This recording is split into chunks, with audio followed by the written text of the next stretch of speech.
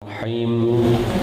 Assalamualaikum warahmatullahi wabarakatuh. Alhamdulillahi rabbil alamin. Wa sallallahu ala sayyidina wa maulana Muhammadin wa ala alihi wa sahbihi ajma'ina, amma ba'd.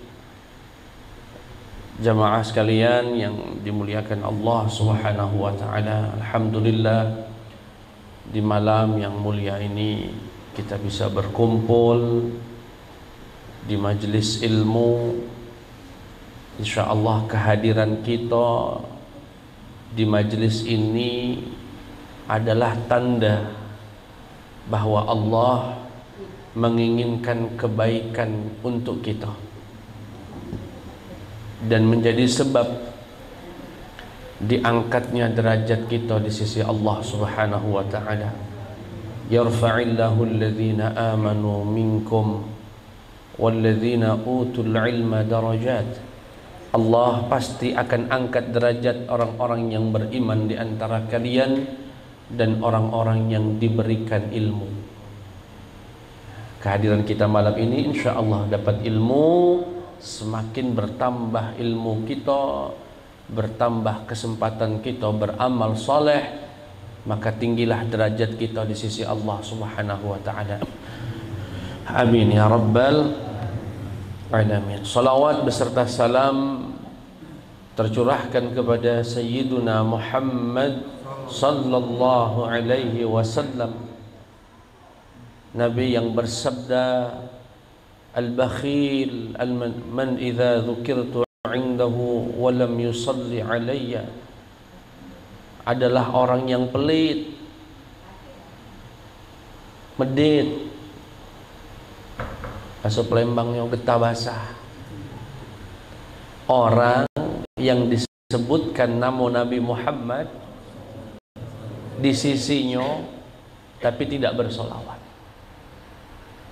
Semoga yang hadir di sini setiap kali mendengar nama Nabi Muhammad lisannya sallallahu alaihi wasallam, Allahumma sholli ala sayyidina Muhammad wa ala ali sayyidina Muhammad. Usahakan. Ustaz berharap betul dari lubuk hati yang paling dalam, jamaah yang ngaji dengan Ustaz adalah orang yang setiap kali mendengar nama Nabi Muhammad lisannya langsung bersolawat. Insya Allah. Dengan demikian kita akan menjadi orang yang paling dekat dengan Rasulullah di surganya Allah Subhanahu wa ta'ala. Amin ya rabbal. Jamaah sekalian yang dimuliakan dan dirahmati Allah Subhanahu wa ta'ala, malam hari ini kita akan mempelajari hak sesama muslim. Hak bapak kepada saya, hak saya kepada bapak, karena kita sama-sama wong muslim. Karena kita sama-sama wong, itu ada hak yang mesti dijaga. Dan ini sebetulnya di majelis kami di Fajar Sidik ada majelis tentang ini, dan kalau ingin lebih mendetil silahkan jamaah bisa mengikuti kajian tersebut ya, dengan judul hak-hak sesama muslim atau adab sesama muslim.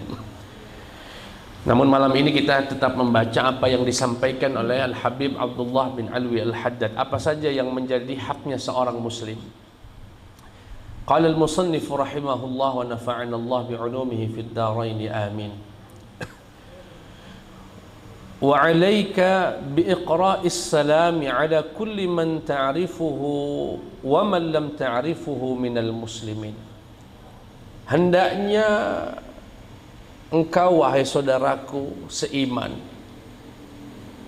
untuk mengucapkan salam kepada siapapun yang kamu kenal ataupun yang kamu tidak kenal. Ini sunnah yang pertama dan ini hak orang muslim yang pertama. Ketemu siapapun ya, upayakan kita yang memulainya untuk mengucapkan Assalamualaikum warahmatullah baik orang tersebut kita kenal ataupun kita tidak mengenalnya. Ustadz ingin menggarisbawahi satu hal, dan mohon maaf, ini kebiasaan sebagian wong Indonesia.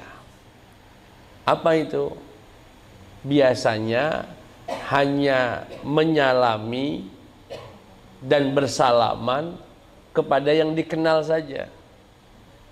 Dan Ustadz baru sadar pun ketika dulu di Mesir, ya, sedang ngobrol gitu, berbincang-bincang dengan kawan dari beberapa negara. Seingat Ustadz saat itu ada yang dari Burkina Faso, ada yang dari Aljazair, ada yang dari Rusia. Kami lagi ngobrol begini, tahu-tahu lewat orang Indonesia, kenal dengan Ustadz. Assalamualaikum Ustadz. Waalaikumsalam. Langsung dia nyalami Ustadz. Yang disalami itu Ustadz saja. Yang kawan Ustadz yang lagi ngobrol ini tidak disalaminya. Akhirnya karakter orang luar itu biasanya suka terus terang, langsung bicara. Ya akhi, kenapa antum nyalamin yang kamu kenal saja? Kami juga pengen disalami. Oh, astagfirullahaladzim. Tapi saya sadar itu hampir kebiasaan kebanyakan dari kita, Pak. Coba saja di kondangan, lagi duduk, saya lagi ngobrol dengan 1-2 orang kawan misalnya. Tahu-tahu ada orang lewat kenal saya. Ustadz, itu biasanya yang disalamin cuma saya, Pak. Yang ini mah bodo amat. Betul nggak, Pak? Sebagian, nggak semua. Nah, kalau Bapak yang sebagian itu, jangan diulangi. Kita salami, baik kita kenal dia ataupun tidak kenal. Apalagi yang kita tidak kenal itu kawannya kawan kita. Bukankah kawannya kawan kita itu kawan kita? Sahabatnya sahabat kita adalah sahabat kita. Ini ada sekian orang, 5 orang, 6 orang lagi ngobrol-ngobrol, yang kenal cuma 1, yang disalami yang 1 itu saja. Enggak, kalau bisa Assalamualaikum warahmatullahi. Waalaikumsalam. Izin Pak ya, saya ada perlu sama si yang 1. Begitu adabnya. Izin, jangan juga langsung narik, gak pamit sama yang lain. Itu adab dan akhlaknya umat Nabi Muhammad sallallahu alaihi wasallam. Insya Allah bisa diamalkan. Insya Allah. Tapi Ustaz, saya pernah ngucapin salam gak dibalas. Husnudzan.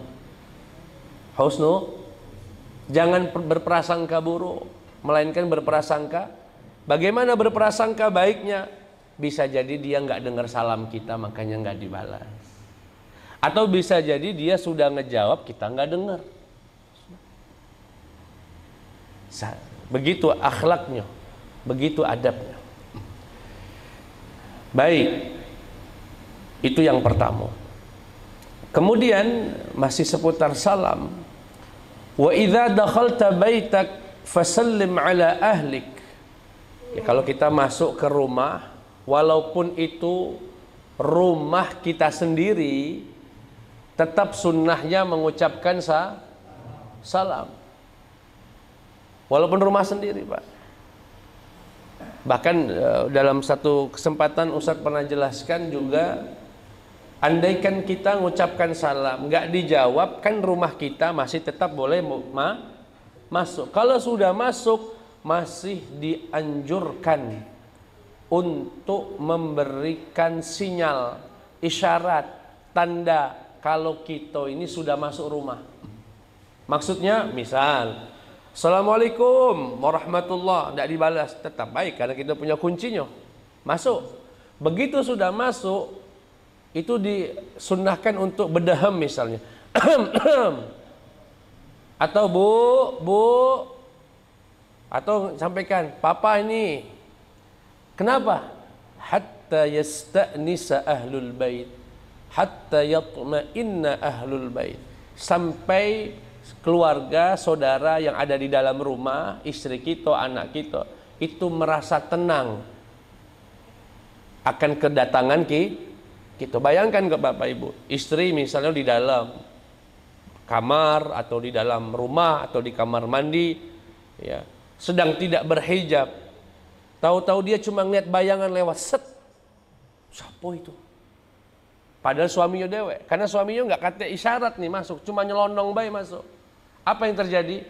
Menjadi takut, khawatir. Ya. Apalagi kalau lagi di dapur, lagi makan atau lagi masak. Tahu-tahu pintu kamar itu geder. Siapa yang masuk tadi? Padahal suaminya sendiri.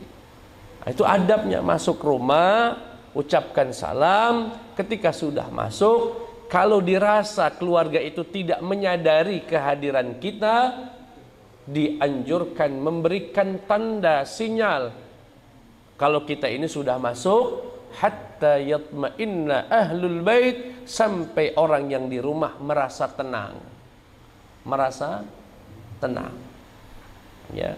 Tandanya bisa dengan manggil, biasanya Bu, Ma, Nak, Papa pulang misalnya. Oh iya, dan lain sebagainya. Baik. Sekarang jika masuk ke dalam rumah, padahal kita tahu di rumah itu nggak ada siapa-siapa, bagaimana cara salamnya? Seringkali kita pulang dari jalan-jalan sekeluarga, pulang kan kosong tuh rumah, tahu kita tidak ada orangnya. Bagaimana cara salamnya?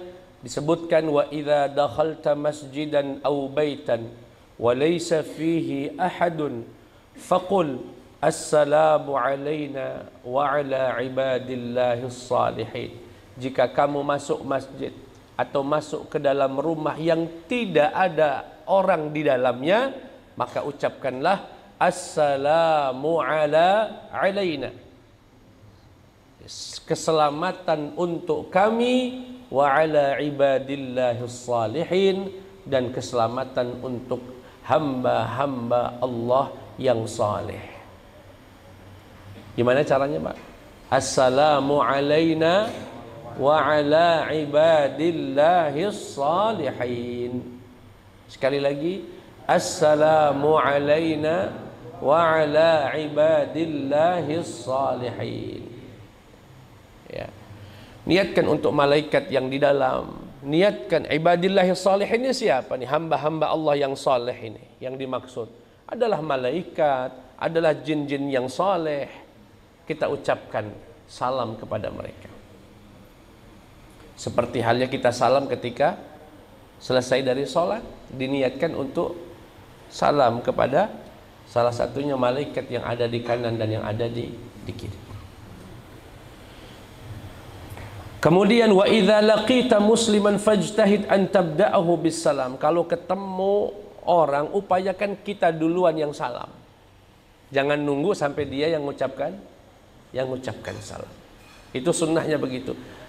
Disabdakan dalam hadis Nabi Muhammad sallallahu alaihi wasallam ketika Rasulullah ditanya, qila li Rasulillah sallallahu alaihi wasallam, Nabi Muhammad ditanya, idza laqiyal muslimul muslima fa ayyuhuma yabda'u bis salam. Ya Rasulullah, jika seorang muslim berjumpa dengan seorang muslim yang lain, maka siapakah di antara keduanya yang memulai salam? Apa kata Nabi? Aulahuma billah. Orang yang paling afdal, yang paling utama ya di sisi Allah Subhanahu wa taala adalah orang yang memulai salam. Khairuhuma man bada'a bis salam. Sebaik-baiknya dua orang tersebut adalah orang yang memulai dengan salam. Dalam hadis yang lain, yusallimur rakibu 'alal mashi wal qa'imu 'alal qa'id was-saghiru 'alal kabir wal qalilu 'alal katsir. Ya, disunnahkan untuk memulai salam orang yang berkendaraan kepada orang yang berjalan kaki. Jadi kalau kita naik motor, naik mobil, yang salam duluan yang siapa? Yang naik motor. Tapi mohon maaf, ada sunnahnya juga, ada adabnya. Kalau kita mengucapkan salam kepada orang yang sedang berjalan, itu jangan digas. Assalamualaikum. Waalaikumsalam. Uang belum sempat jawab sudah apa dia ya. Nah, sunnahnya untuk ya dilambatkan. Assalamualaikum, waalaikumsalam, ayo Pak lanjut, saya silahkan. Ini nggak sambil ngegas, tambah ngegas mulu. Assalamualaikum. Kemudian wal qa'im 'alal qa'id, yang berdiri duluan nyalamin yang duduk. Kalau ada orang lagi tegak, lagi berdiri, melihat orang lagi duduk, sunnahnya yang mengawali salam adalah orang yang berdiri. Was-saghir 'alal kabir, yang muda lebih dulu menyalami dari yang tua. Kalau ketemu sama-sama jalan, ya, dirasa dia lebih tua dari kita, yang muda lebih dulu. Assalamualaikum warahmatullahi, waalaikumsalam warahmatullahi wabarakatuh. Kemudian dan yang sedikit kepada yang banyak. Dua orang berjalan, ada rombongan 10 orang ketemu nih. Siapa duluan yang salam? Yang dua. Yang dua ini nyalamin dulu yang banyak. Begitu sunnahnya, Pak. Ya. Nah, baik. Selesai adab mengucapkan salam yang disampaikan oleh Al-Habib Abdullah bin Alwi Al-Haddad. Berikutnya haknya orang muslim yang berikutnya apa itu? Wa 'alaika bitashmitil 'atis idza hamida. Hendaknya engkau mentashmit orang yang bersin jika dia mengucapkan alhamdulillah. Apa itu yang dimaksud dengan tashmit? Jadi kalau ada orang bersin, kecin, kemudian dia berkata alhamdulillah, maka kita haknya orang tersebut yang mengucapkan alhamdulillah untuk dikatakan yarhamukallah. Jadi tashmit al-atis, tashmit itu maknanya membacakan yarhamukallah kepada orang yang bersin dengan syarat dia mengucapkan alhamdulillah. Kalau dia nggak mengucapkan alhamdulillah, Ustadz, gimana? Misalnya ecin, diam aja. Sebetulnya tidak perlu dibacakan yarhamukallah, tetapi ada sunnah berikutnya, fa illam yahmad fadzakirhu biqaulika alhamdulillah. Tapi kalau ada orang muslim bersin dan dia tidak mengucapkan alhamdulillah, sebetulnya nggak dijawab, tetapi kita sunnah untuk mengingatkannya. Alhamdulillah, qul alhamdulillah, ucapin alhamdulillah, ingatkan dia. Jadi itu sebetulnya yang terbaik, ya, kita mengingatkan saudara kita. Termasuk kalau lagi makan, sebetulnya sunnahnya itu sir bacanya bismillah. Tapi kalau raso-raso kawan semeja ini dak kate yang bismillah, disunahkan untuk dikeraskan sedikit sembari dengan niat mengingatkan yang lain. Bismillah. Oh, bismillah juga. Lupa ya rupanya yang lain, Pak. Belum mengucapkan bismillah. Kira-kira jelas, Pak?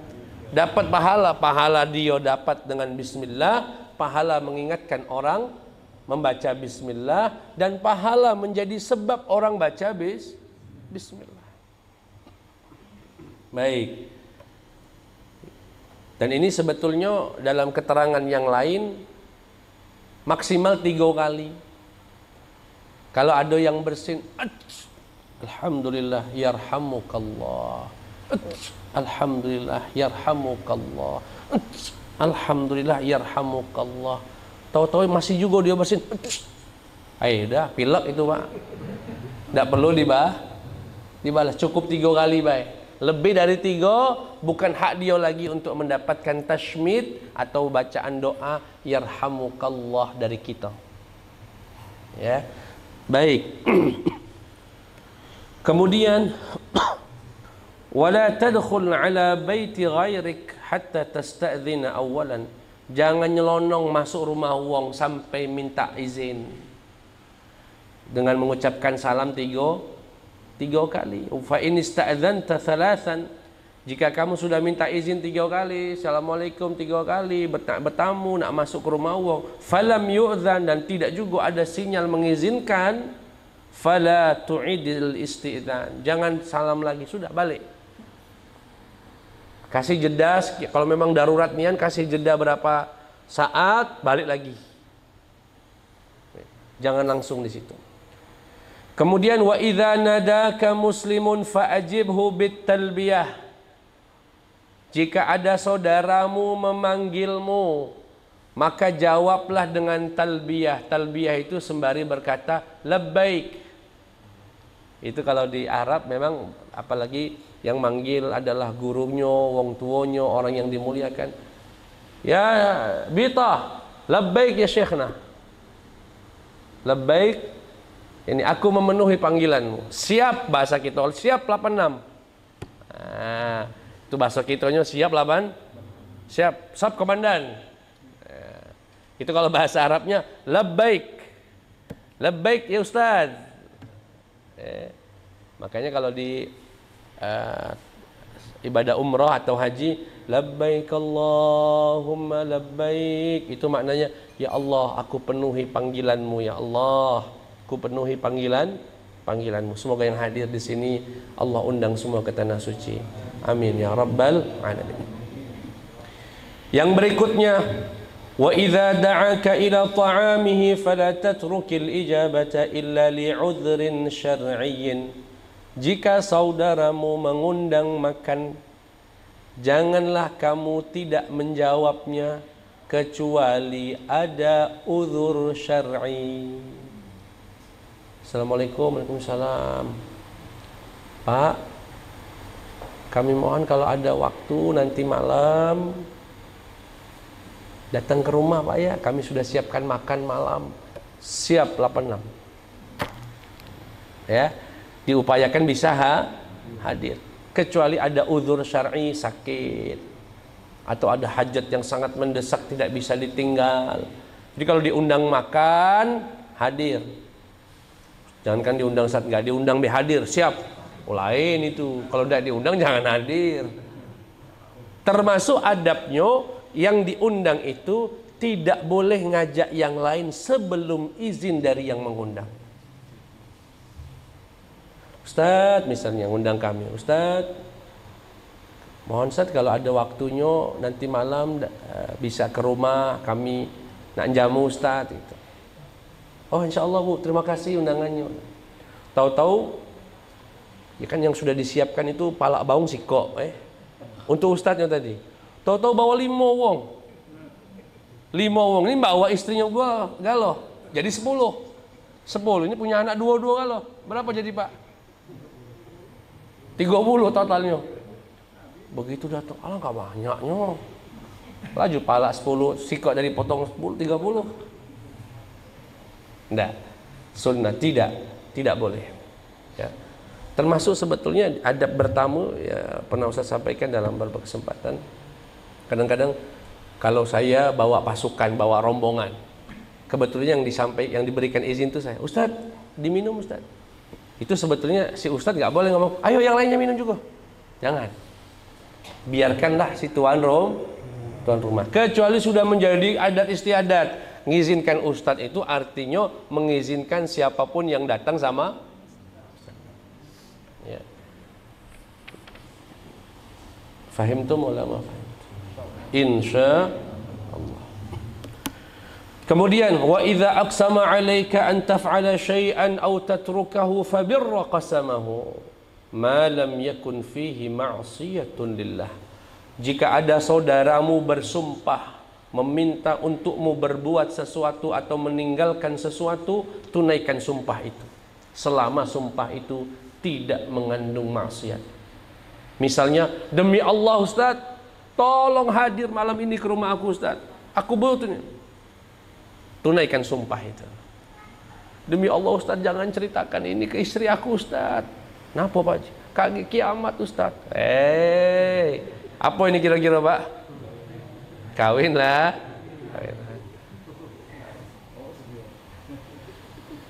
Tunaikan sumpah. Tunaikan sumpahnya. Pengalaman apa Pak Muslim?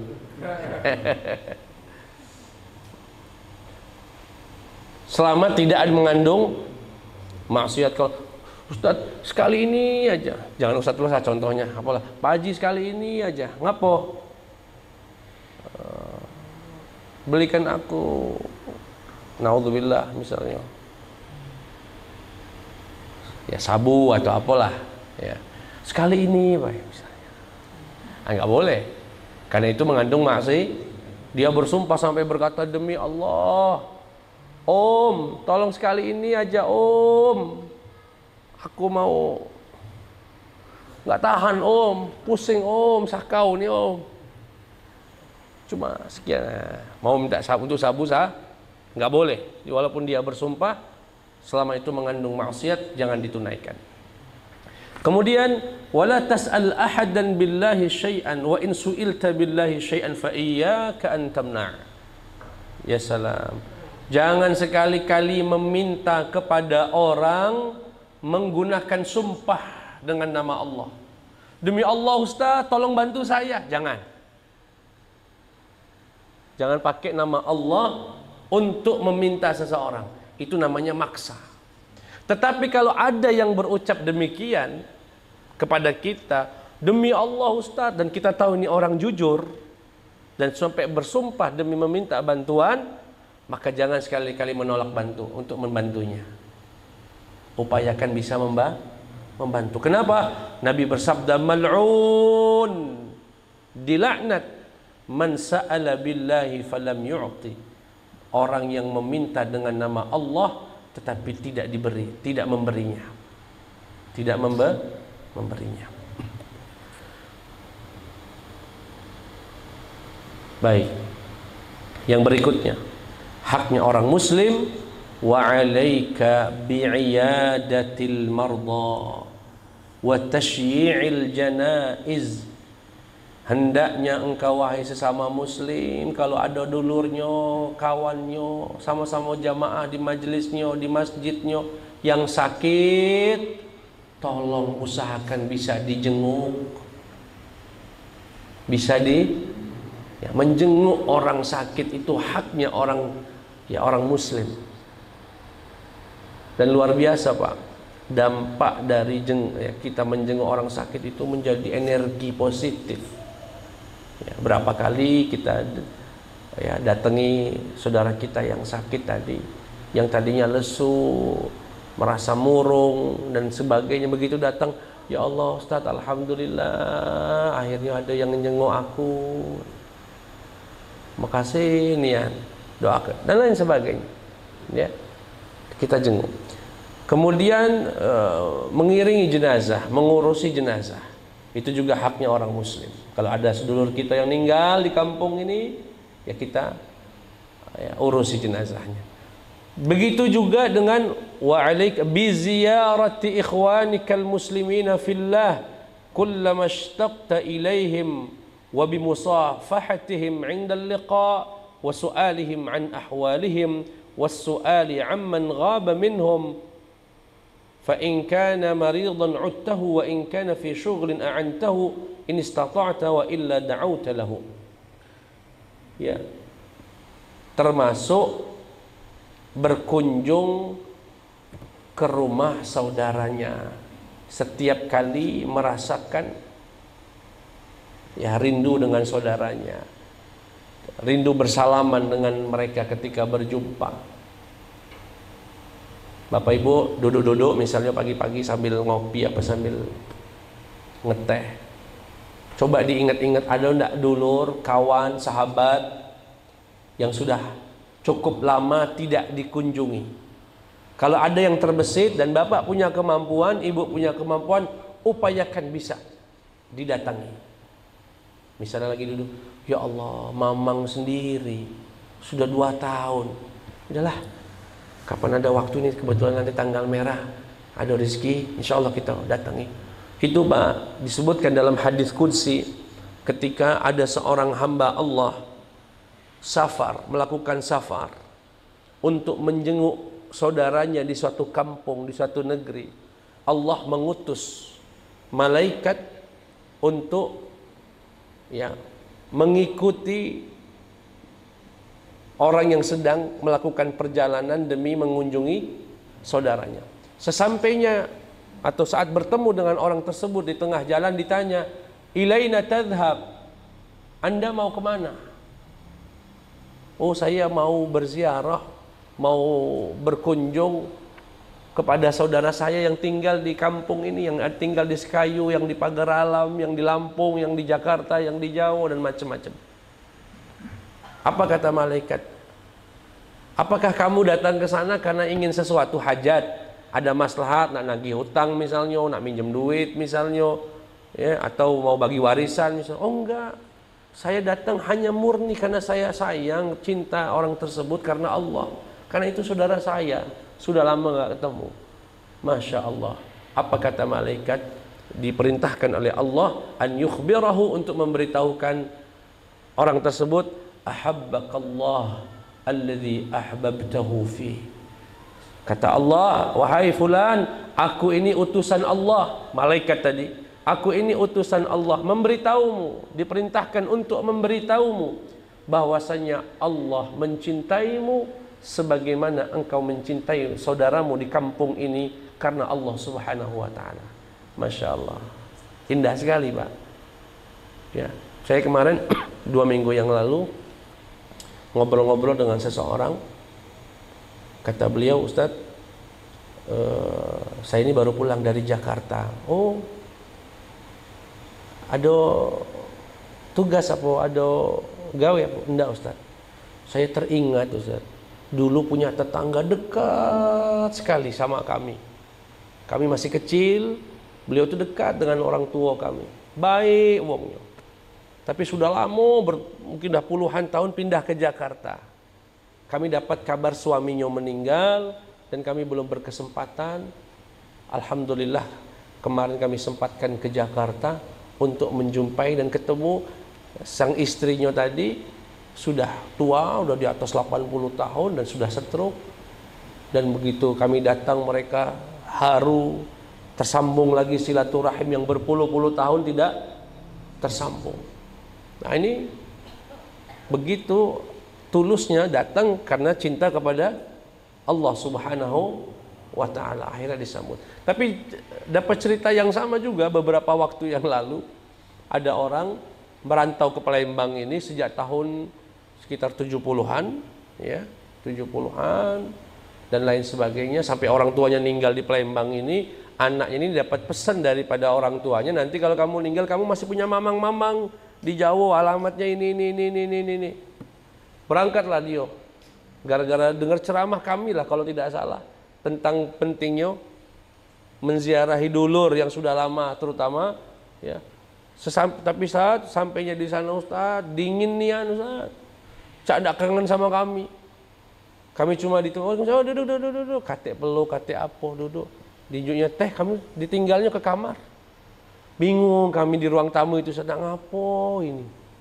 Akhirnya istri ndak tahan lagi, balik baik, kata kami, oh capek lah ke Jawa ini. Akhirnya ditahan-tahan lah, minum semalam, besoknya balik. Dan berjanji ndak akan balik lagi. Oh jangan, kata. Nah, ini PR juga bagi orang yang dikunjungi, ya, bagi orang yang dikunjungi, sambutlah niat baik yang sudah diniatkan oleh saudaranya yang datang. Sambutlah mereka, muliakanlah mereka. Bahkan dalam Islam, tamu di hari pertama itu raja.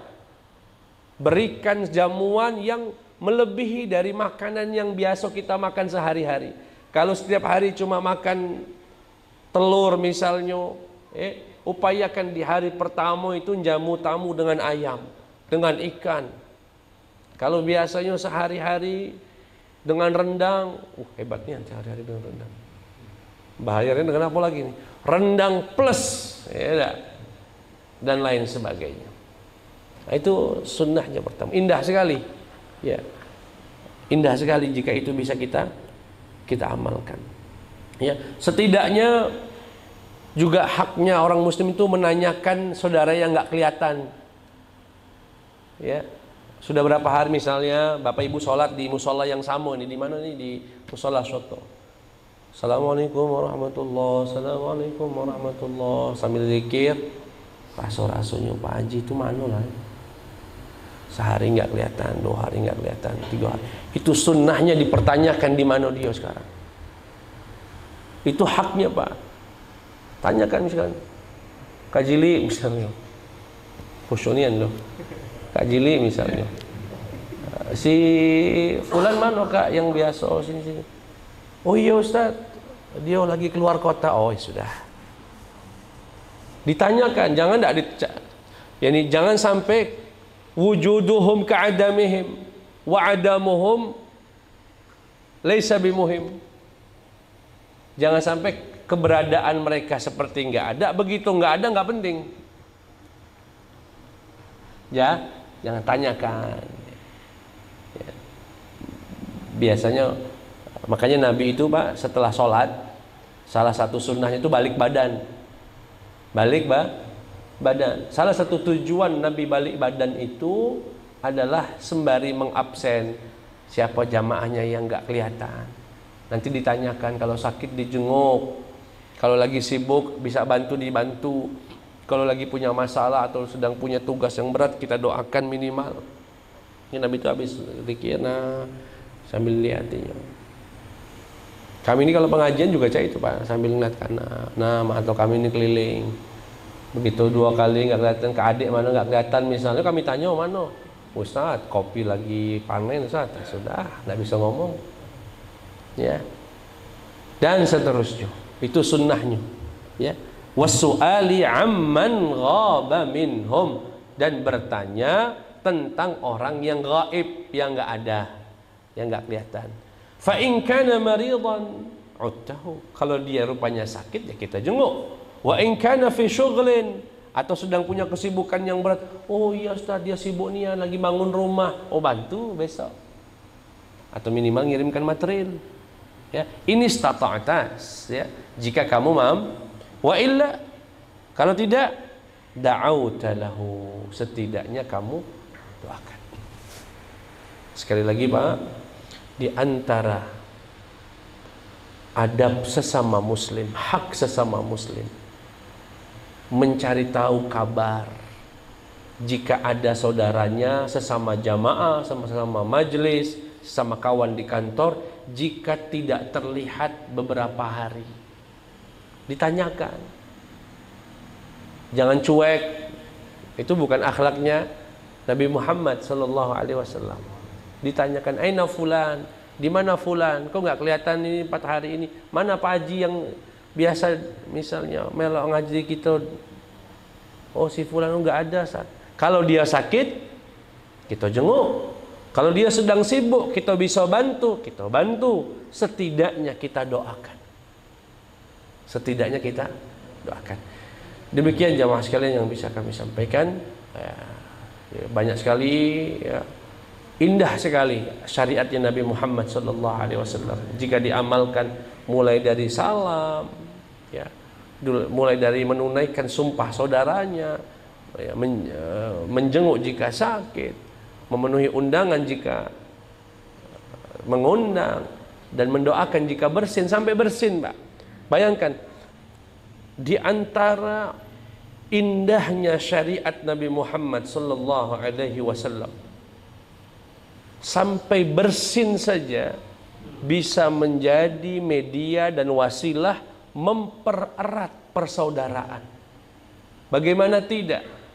Ada saudaranya bersin, alhamdulillah, dia bersyukur, didoakan, ya, diperintahkan oleh Nabi untuk mendoakan yarhamukallah, semoga Allah merahmatimu. Diperintahkan lagi yang bersin tadi untuk menjawabnya, yahdikumullah wa yuslihu balakum, semoga Allah memberimu petunjuk dan Allah memperbaiki kondisimu.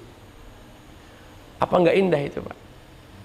Wasilahnya bersin, sesama muslim saling mendoakan, makin kuat persaudaraannya, dan begitu indahnya syariat Nabi Muhammad sallallahu alaihi wasallam. Demikian yang bisa kami sampaikan, kurang lebihnya mohon maaf kepada Allah, mohon ampun.